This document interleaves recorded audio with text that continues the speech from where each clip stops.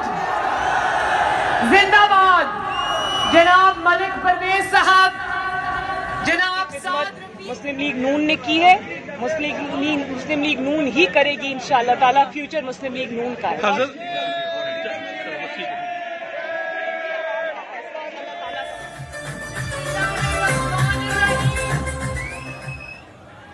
बिस्मिल्लाहिर्रहमानिर्रहीम। चुंगी अमर सत्ते वालियो, मैं ते सुनिया सी जलसा 13 तारीख नूं है। ए ते लाहौर विच कदम कदम ते जलसा हो गया अज।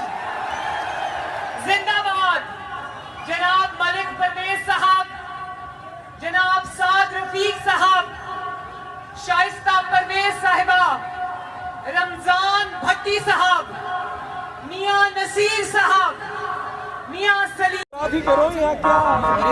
देखिए अल्लाह ताला, एक मिनट, अल्लाह ताला ये वक्त किसी पे ना लाए। एक इंसान जिसका नाम इमरान खान है, वो 2.5 साल से ये कहता रहा मैं एनआरओ नहीं दूंगा, मैं एनआरओ नहीं दूंगा। आज पूरी दुनिया देख रही है, कल के टीवी स्क्रीन्स आप देख लें, आज के अखबारों की सुपर लीड्स आप देख लें, वो